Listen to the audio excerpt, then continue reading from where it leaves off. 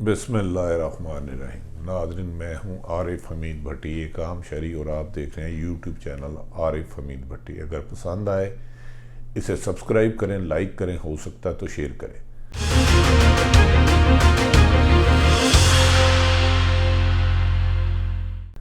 नाज़रीन, पाकिस्तान में कभी खबरों की कमी नहीं हुई। मुस्लिम लीग नून में क्या खिचड़ी पक रही है वो आपसे बात करेंगे। इमरान खान साहब क्यों बेबस होते जा रहे हैं, उन हालात का आपसे जिक्र करेंगे और बताएंगे कि बिलावल भुट्टो की सियासत किस तरफ जा रही है। आजकल खिचड़ी सी बन चुकी है, किसी को समझ नहीं आती उसकी क्या डायरेक्शन है। नाज़रीन, जो ताज़ा तरीन खबर है उसके मुताबिक मुस्लिम लीग नून के पाकिस्तान में रहने वाले रहनुमाओं ने नवाज शरीफ और शहबाज शरीफ से मुतालबा किया है कि वो फौरी तौर पर पाकिस्तान आए, वरना पार्टी टूट फूट का शिकार हो जाएगी और इसमें धड़ाबंदियां बहुत तेजी से हो रही हैं। बाज़ रहनुमाओं ने नाम ना बताने की शर्त पर कहा है कि हमने पार्टी को पैगाम दिया है कि जब भी कुर्बानियां देने की बारी आती है तो आप हमें तनहा छोड़ जाते हैं। कल एक इजलास हुआ जिसमें नहायत बदमज़गी हुई और पार्टी क़यादत एक दूसरे पर इल्ज़ामात लगाती रही। उसके बाद पार्टी के कुछ सीनियर रहनुमाओं ने नवाज और शहबाज से फौरी तौर पर मुतालबा किया है कि पार्टी को अगर बचाना है, अगर पार्टी की बका चाहते हैं, इसकी सियासी सर्वाइवल चाहते हैं, तो दोनों भाइयों में से एक को हर हाल में पाकिस्तान आना होगा, क्योंकि पार्टी में ये बयानियाँ तेज़ी से वबा की तरह फैल रहा है कि पार्टी पे नवाज शरीफ साबिक़ वज़ीर आज़म का बयानिया चलेगा अदारों के ख़िलाफ़, या शहबाज शरीफ की जो सबको साथ लेके चलने की पॉलिसी चलेगी। इसमें कहा जा रहा है कि मरीम नवाज़ का बहुत अहम ज़्यादा किरदार है।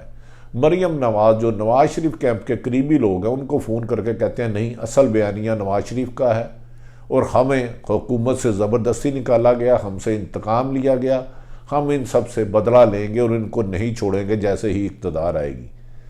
जबकि ख्वाजा आसफ साहब और दीगर सीनियर कुछ लोग, राना तनवीर वगैरह, वो इस नैरेटिव के ख़िलाफ़ है। वो कह रहे हैं मौजूदा हालात में अदारों से टकराव मज़ीद मुश्किलात का शिकार होगा और हुकूमत से दूर रह जाएंगे। ये इंतशार अब पार्टी में आला सतह से लेके MP MNA तक और ज़िलाई सदूर तक आने लग पड़ा है।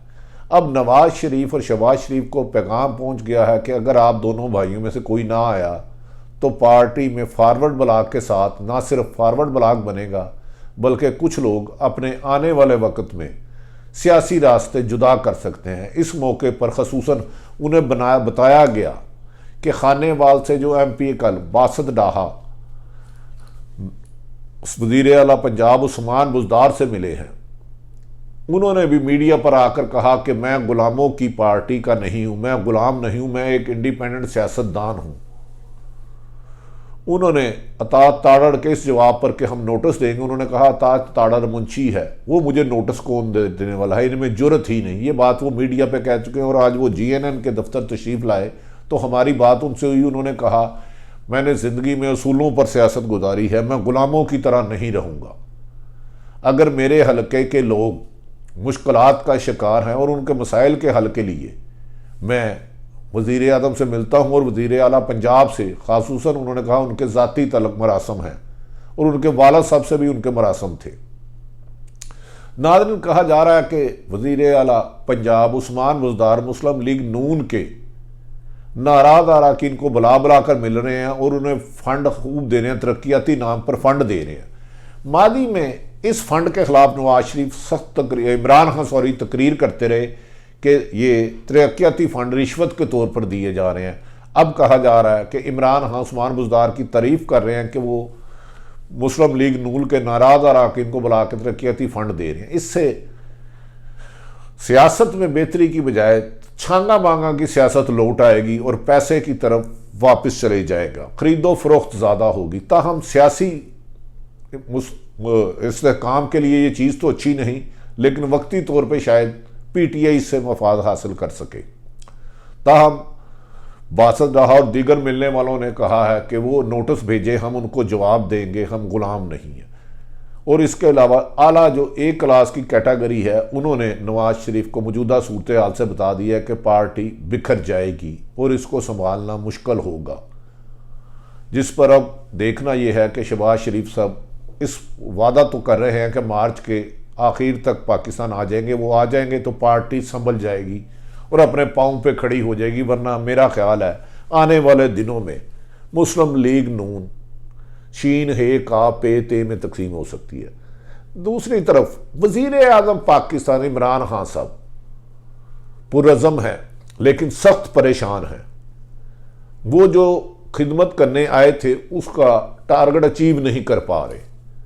अपने करीबी हलकों को अब कहते सुने गए हैं कि मेरे साथ नाइंसाफ़ी हो रही है, मुझे वो जो टीम दी गई है, मुझे इंडिपेंडेंट काम नहीं करने दिया जा रहा, मेरी टीम मेरा साथ नहीं दे रही, मेरा जो मकसद था करप्शन के खात्मे का मैं उसमें भी कामयाब नहीं हो सका, मेरी पार्टी में खुद आपस में बहुत ज़्यादा लाबियाँ हैं, यानी कि पाकिस्तान तरीके इंसाफ में बहुत ज़्यादा लाबियाँ हो चुकी हैं, एक लीडर दूसरे को पसंद नहीं करता, इत्तेहादी जमातें साथ देने के लिए तैयार नहीं, उनकी शराइत बढ़ती जा रही हैं, रोज़ बरोज़ जैसे जैसे सियासी सूरत हाल गंभीर हो रही है इत्तेहादी जमातों की डिमांड बढ़ती जा रही है।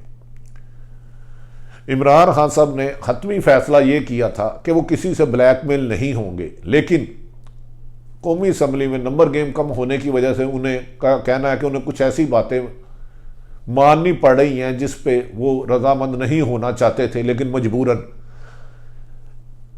एक आला सतही इजलास में पैदा करते हुए इमरान खान साहब ने कहा कि बजट में कौम को क्या रिलीफ दे सकते हैं, जिस पर मुआशी एक्सपर्ट और दीगर लोगों ने कहा पाकिस्तान में पैसे की है ही नहीं, हमारे पास तो तनख्वाहें दिनों में मुश्किलात का पैदा है, अगर आप सरकारी मुलाजमीन को 20% भी इंक्रीज देते हैं तो 160 अरब के करीब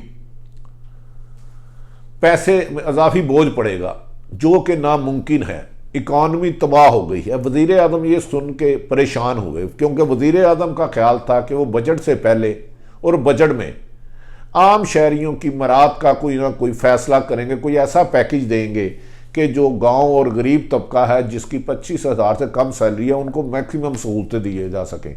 बहरहाल उन्होंने अपनी इकॉनमी एक्सपर्ट को और दीगर एक्सपर्ट को कहा है कि मुझे हर हाल में आम शहरियों को रिलीफ देने के लिए पैकेज बनाएं, लेकिन जो माली सूरत हाल है, जो माली बहरान का शिकार है पाकिस्तान, उसमें बज़ाहिर वज़ीर आज़म अपनी मर्जी का फैसला कराने में शायद कामयाब ना हो, जिसकी जिंदा मिसाल है कि आलमी मंडी में पेट्रोल की कीमत नहायत सस्ती हो गई लेकिन उसके समरात आवाम तक नहीं पहुंचे।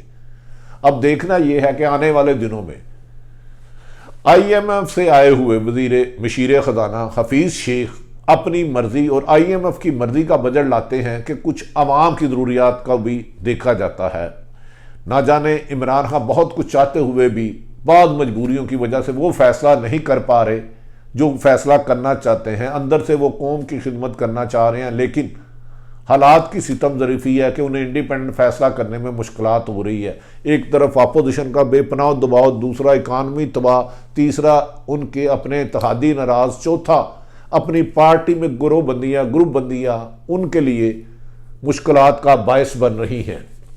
नाजरीन, असल बात यह है कि हुकूमत का मुश्किलात इसलिए बढ़ रही है कि रोज़मर्रा की अशिया में बेपनाह इजाफा हो गया है, जिसकी वजह से आम शहरी हुकूमत से इस नारों को पसंद नहीं कर रहा कि पुराने हुक्मरान कितना कर्जा लेके गए थे, कितना नहीं देकर गए थे।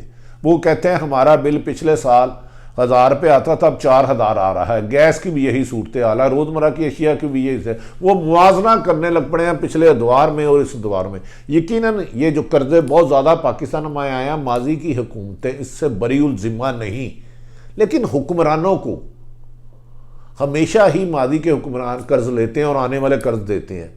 अब ये मेरा ख्याल है अवाम का बेकाबे में नहीं आएगी कि माजी 1.5 साल बहुत ज़्यादा टाइम होता है। अब इमरान खान का इम्तिहान है कि वो अपने अंदर माफिया जो छुपा हुआ, क्या उनके खिलाफ कार्रवाई कर पाते हैं, उनको सजाएं दिलवा सकते हैं और अवाम दोस्त बजट ला सकते हैं।